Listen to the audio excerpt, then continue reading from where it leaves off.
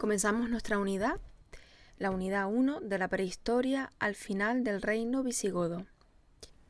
Recuerda que debes tomar apuntes a través del sistema Notas Cornell. Bien, para empezar esta unidad, lo primero que nos tenemos que preguntar es cuáles son las raíces de la historia de la península ibérica. Y para ello nos tenemos que remontar a los restos hallados en el yacimiento de Atapuerca. Con este eje cronológico que vemos aquí, podemos ver cómo se inicia una larga etapa en la península, desde el descubrimiento de la agricultura y la ganadería, luego las ocupaciones de pueblos colonizadores, más tarde la gran aportación de Roma para asentar las bases civilizadoras de la historia peninsular, luego la crisis del imperio y la aparición del reino visigodo, que señalará el fin de la antigüedad. Y todo lo que sucede en este periodo será el principio de la península. Dentro de esta unidad vamos a trabajar 4 bloques. El primer bloque abarca toda lo que es la prehistoria de la península ibérica. En el segundo bloque trabajaremos los pueblos prerromanos. En el tercer bloque la Hispania romana y en el cuarto bloque el reino visigodo. Comenzamos con el primer bloque, la prehistoria de la península ibérica. Y en este bloque encontramos 4 epígrafes. ¿Qué sucede en la prehistoria de la península ibérica?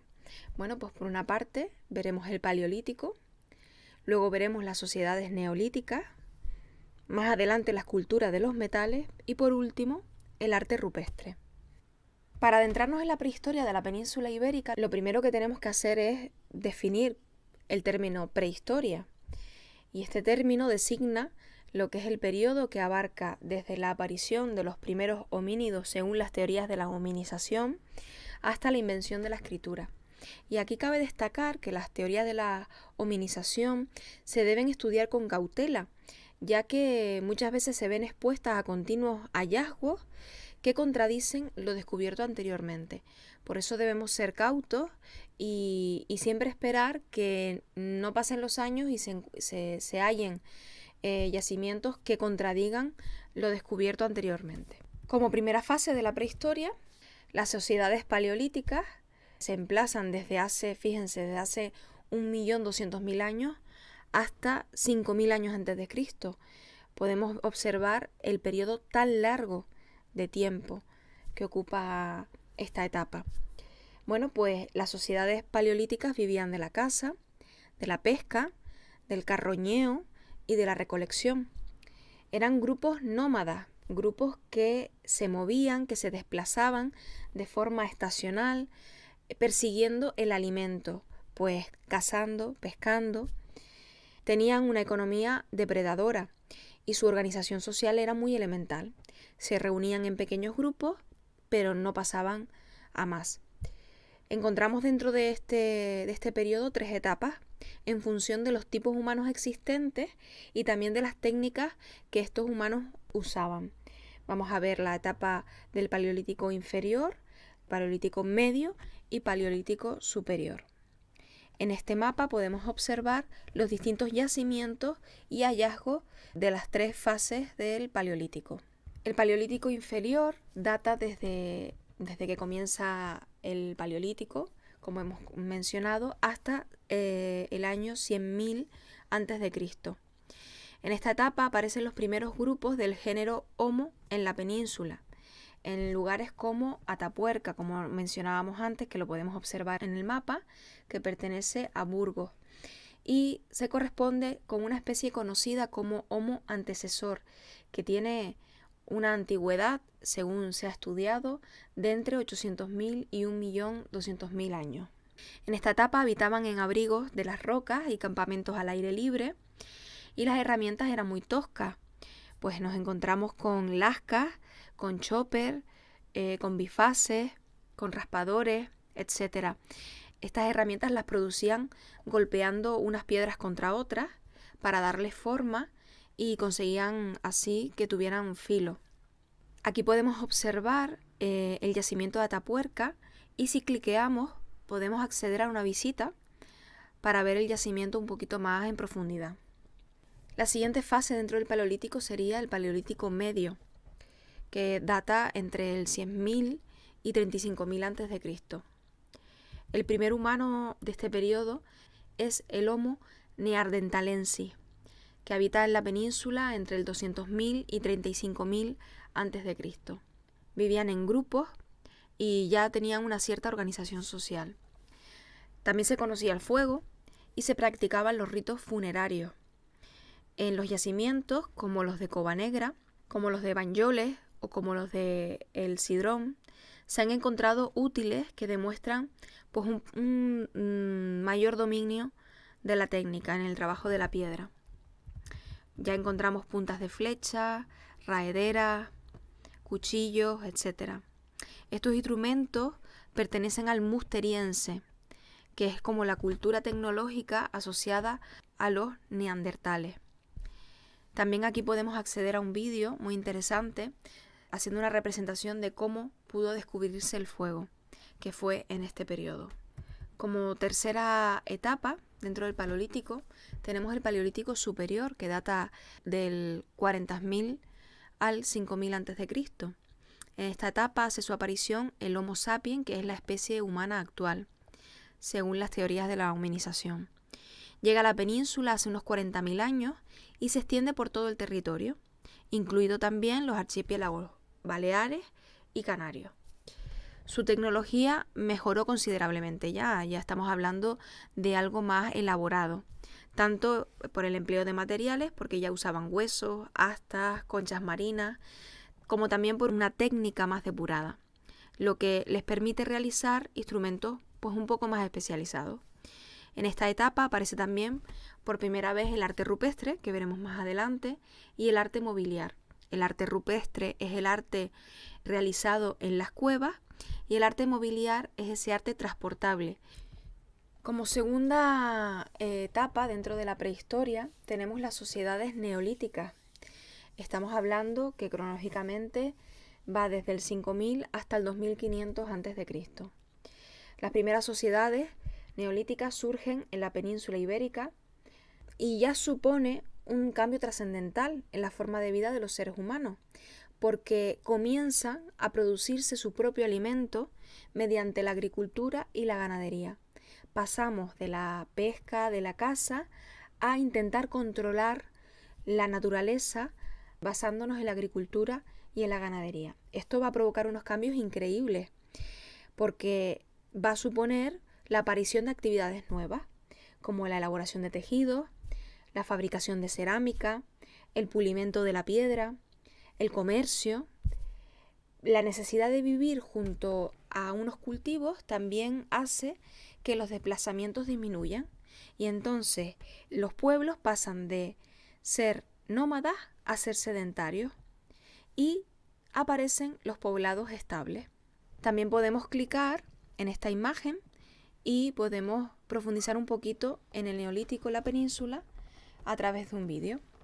Y también en este mapa podemos observar cómo se desarrolla el Paleolítico y el Neolítico en la península ibérica. Y también los yacimientos y las pinturas rupestres que se han ido encontrando. El origen de la revolución neolítica se encuentra en la llegada a las costas mediterráneas de pueblos de Oriente Próximo. Desde el litoral, lo podemos observar en el mapa, estas innovaciones se extienden al resto de la península.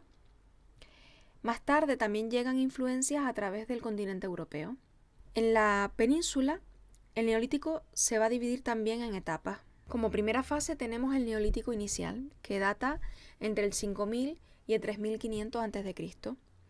Los asentamientos eran en cuevas como por ejemplo Cova del Or, Comunidad Valenciana, en Nerja, en Andalucía, etc. Se desarrolla la cultura de la cerámica cardial, que es esta cerámica que podemos observar, que se caracteriza por una decoración impresa con conchas de berberecho, y aparecen también los primeros utensilios relacionados con los trabajos agrícolas, pues hachas, asadas de piedra pulida, hoces, molinos de mano, Existen también evidencias de que se cultiva el trigo, la cebada y las leguminosas, y de que también domesticaban animales, especialmente ovejas y cabras. También podemos observar en este mapa cómo se van emplazando estas sociedades neolíticas.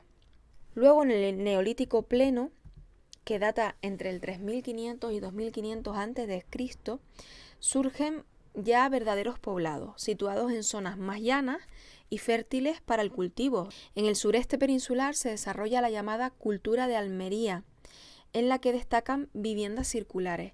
Podemos observar aquí los restos de los yacimientos.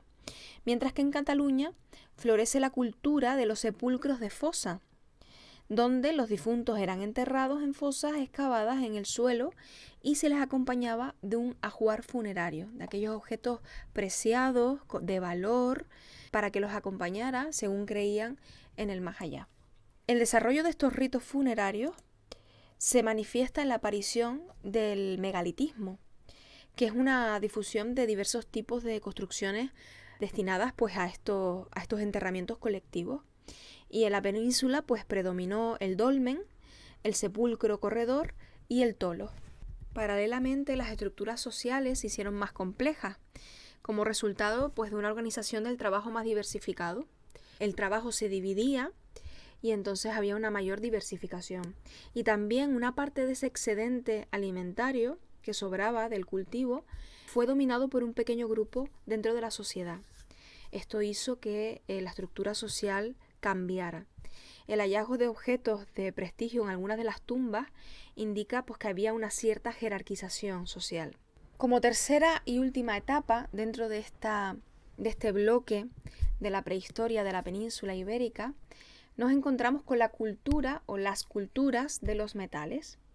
Durante el tercer milenio antes de Cristo, la novedad más importante que se produce es la introducción de un nuevo avance tecnológico. Si hasta ahora podríamos hablar de la edad de la piedra, a partir de este momento hablaremos de la edad de los metales, porque el nuevo avance tecnológico será el trabajo con los metales. Esta etapa, a su vez, se divide en tres edades: la edad del cobre o calcolítico, la edad del bronce y la edad del hierro.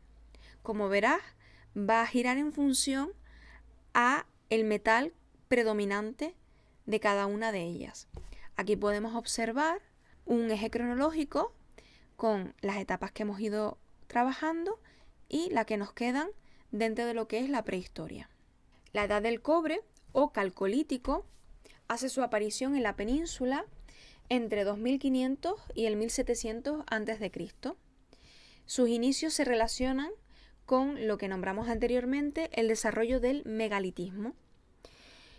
La nueva forma de vida de la que venimos hablando, en la que los humanos pasan de sobrevivir a base de la caza, a base de la recolección, del carroñeo, etc., y pasan de sobrevivir a la naturaleza a intentar dominarla a través de la agricultura y la ganadería, va a también producir un nuevo hábito, una nueva forma de vida, que va a ser el sedentarismo, como habíamos nombrado anteriormente.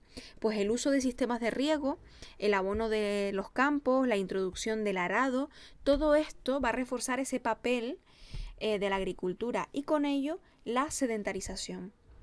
Las poblaciones de esta manera entonces se apegan a sus tierras de cultivo y empiezan a construir poblados amurallados en zonas elevadas. ¿Y por qué? Porque pasamos de un periodo en el que tenemos que sobrevivir a la naturaleza, tenemos que cuidarnos de la naturaleza, a un periodo en el que nosotros somos más dominantes y lo que tenemos es que cuidarnos de nuestros iguales. Tenemos que cuidarnos de nuestro vecino, que no nos robe nuestros cultivos, que no nos mate nuestro ganado. Entonces pasamos a defendernos. ¿Y cómo nos defendemos? A través de murallas y a través de posicionarnos en sitios más altos donde podamos observar quién viene y podamos prepararnos ante una posible defensa. Como ejemplo de este periodo tenemos el asentamiento de los Millares, que se dio en Almería. Aquí podemos observar lo que sería el asiento y podemos ver que la necrópolis se situaba a las afueras del poblado. Esta necrópolis tenía unos enterramientos megalíticos colectivos, pero ya había una diferencia entre clases por las tumbas. También vemos aquí las murallas, vemos que había una entrada, solo había una entrada. Vemos que también estaban protegidos por un río. Vemos cómo ya el ser humano se va cuidando muchísimo, muchísimo más del vecino, vamos a decir, ¿no? Y aquí vemos lo que sería un sepulcro. Bien, aparte de este tipo de construcciones, también aparece un nuevo tipo de cerámica, que en este caso es de forma invertida, como podemos observar, y se denomina la cultura del vaso campaniforme. Bien, en la Edad del Bronce, que data desde 1700 al 1000 a.C., van a destacar dos culturas. Por una parte, la cultura del Argar, en Almería. En esta cultura, los poblados ocupaban una amplia zona del sudeste peninsular y estaban rodeados también de murallas y de torres defensivas. Lo podemos observar aquí. Y además ya presentaban un incipiente urbanismo. Presentaban unas calles muy estrechas y unas viviendas con plano rectangular. También en esta edad se muestra una sociedad estratificada, es decir, ya el 10% de la población pertenecía a una clase privilegiada. Esta clase se distinguen porque en sus tumbas tenían unos ajuares más ricos. Incluso se han encontrado armas ofensivas muy diferentes a las defensivas. Entonces eso nos indica que era una clase privilegiada. Armas como alabardas y espadas. Por otra parte, dentro de esta misma época de la Edad del Bronce, encontramos la segunda cultura, la cultura talayótica, propia de las Islas Baleares.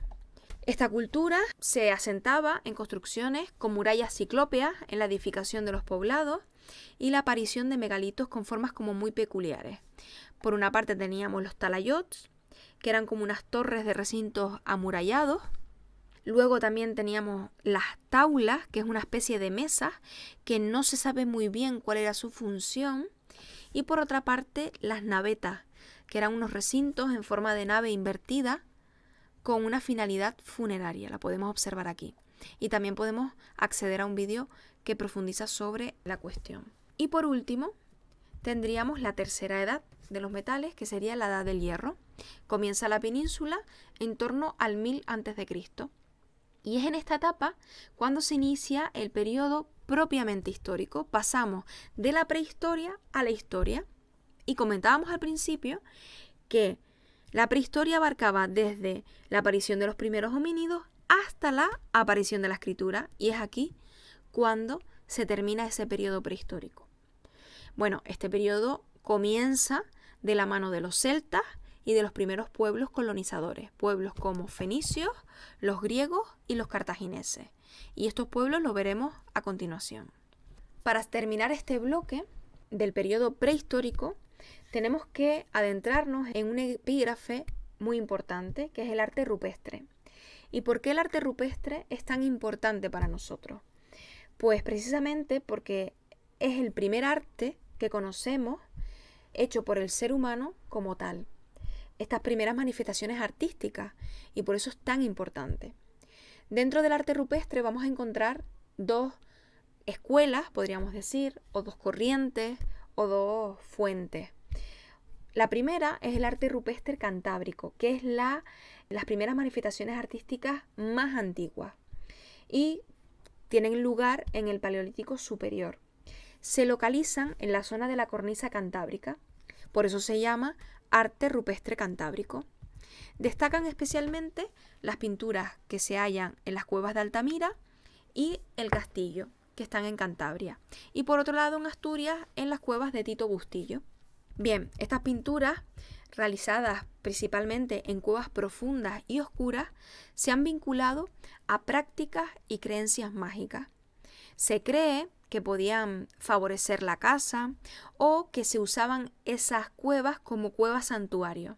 Lo cierto es que no sabemos exactamente el por qué las personas de aquella época hacían estas pinturas.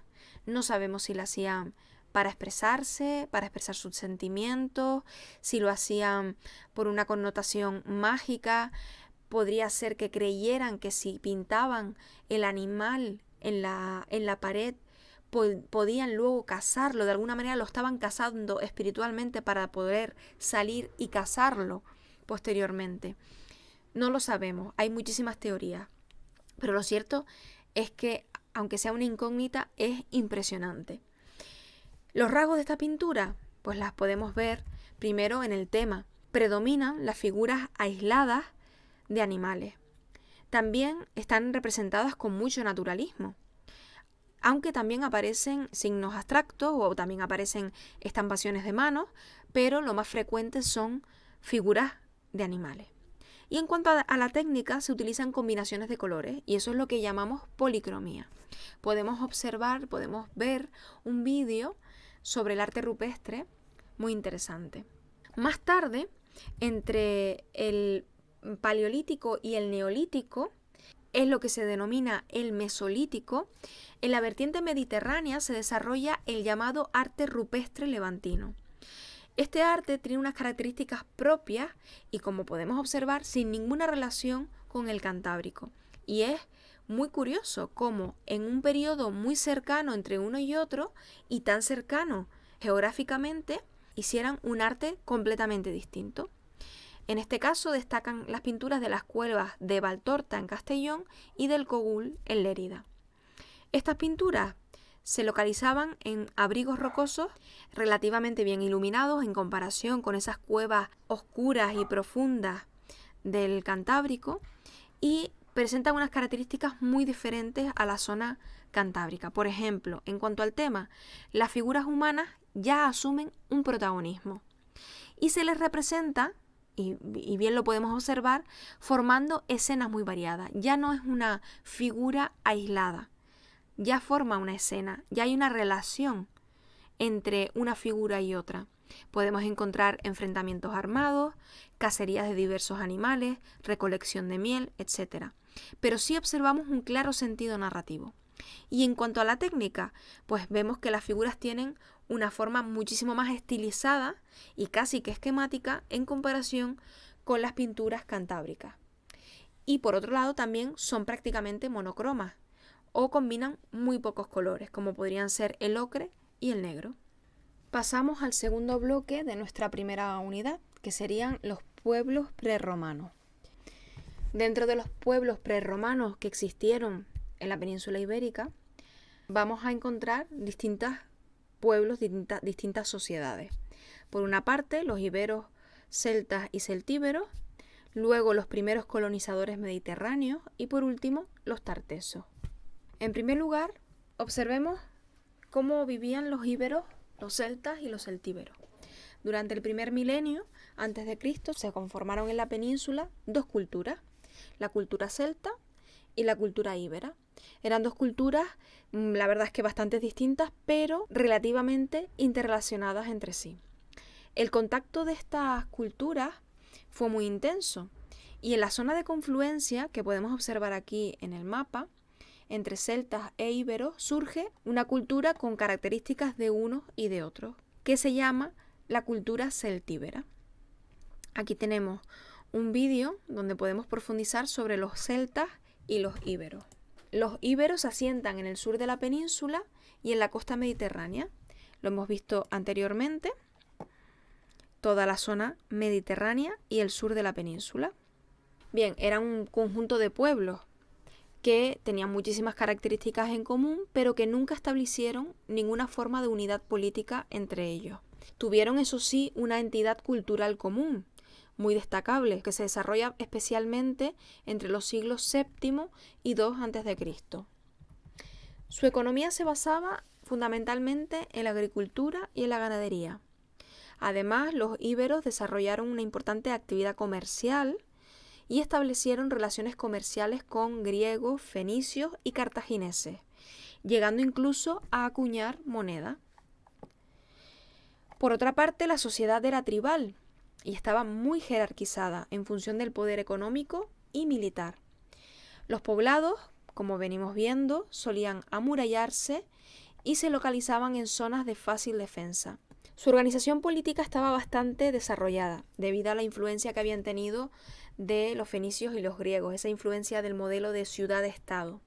Cada estado podía comprender varias ciudades con sus territorios circundantes. El modelo político más frecuente era la monarquía. El desarrollo cultural íbero fue destacable. Para su estudio son fundamentales las necrópolis, muy abundantes en aquella época y se situaban cerca de los poblados. Los principales elementos culturales son estos tres que vemos: la escritura, la religión y el arte. La escritura era la expresión de una lengua común, pero se escribía con diversos alfabetos, según el pueblo. Por otro lado, la religión recibió notables influencias griegas y púnicas que se mezclaron con sus propias creencias ancestrales. Y por último, el arte estuvo muy influenciado por el arte griego y cartaginés, siendo un arte figurativo, con función mayormente religiosa o funeraria.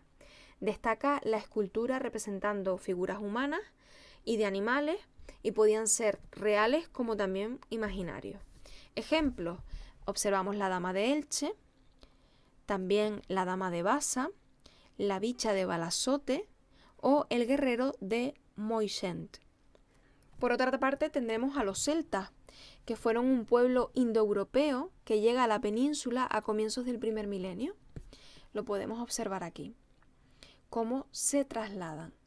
Proceden del centro de Europa y ocupan lo que es la meseta norte y el noroeste de la península.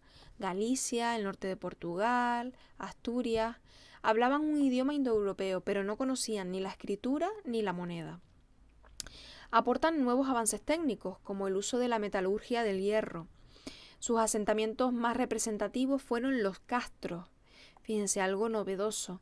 Tenían muy poco sentido urbanístico, se defendían por fosos y por sólidas murallas.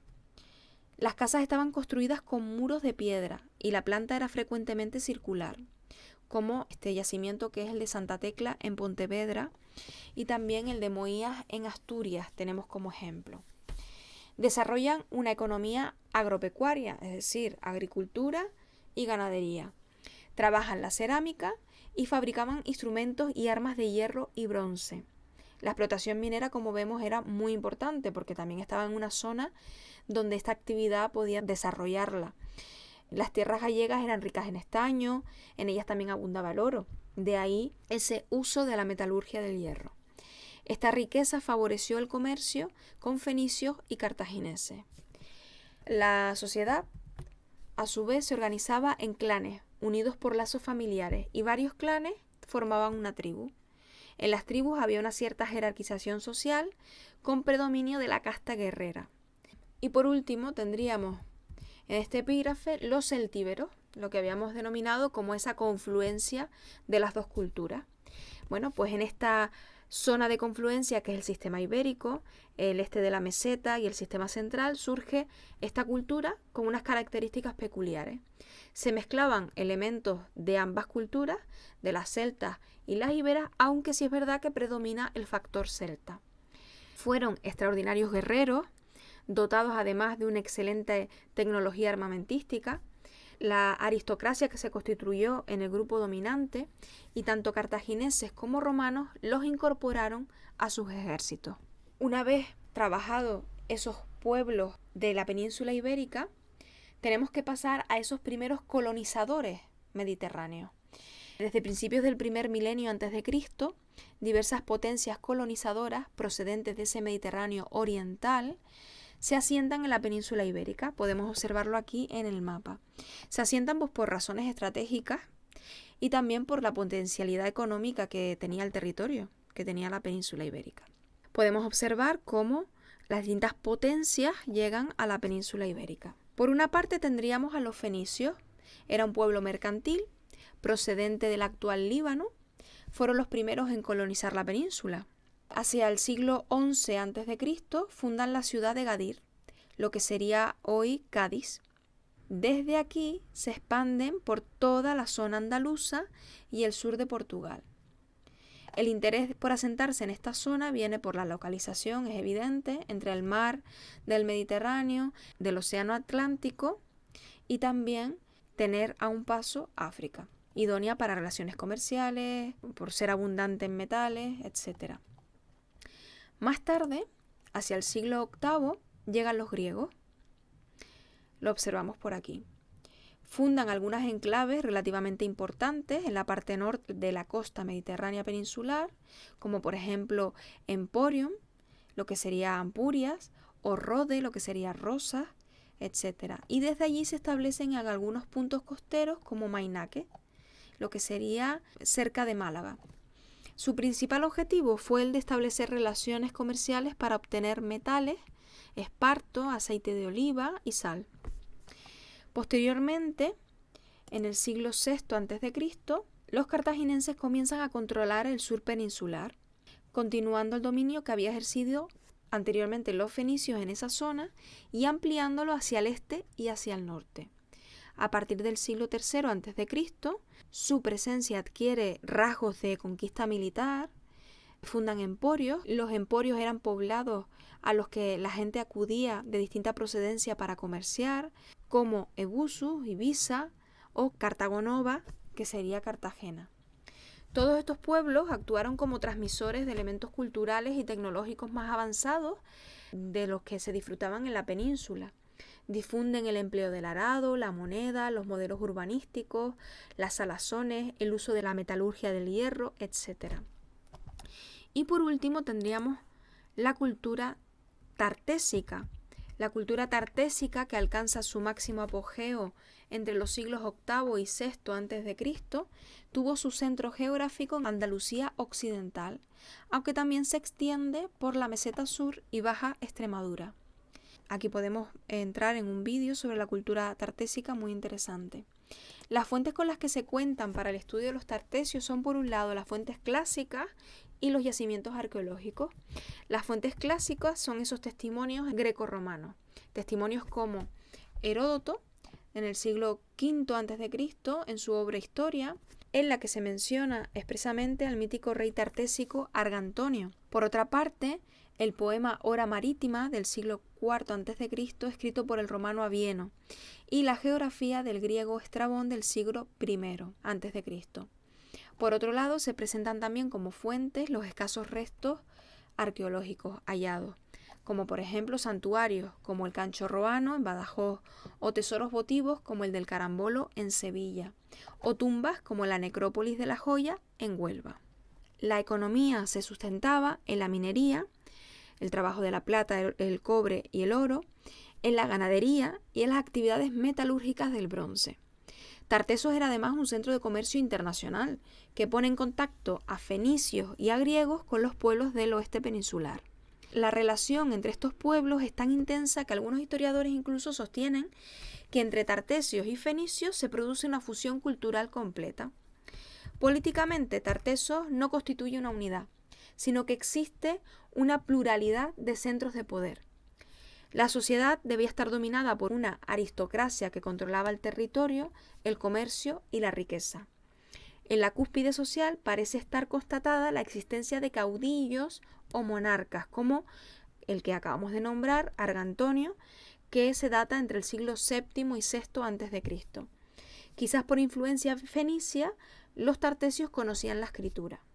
Y a partir del siglo VI, una combinación de elementos primero externos, como el creciente poder de Cartago o la sustitución del bronce por el hierro, y también elementos internos como el agotamiento de las minas, provocaron la decadencia de esta cultura.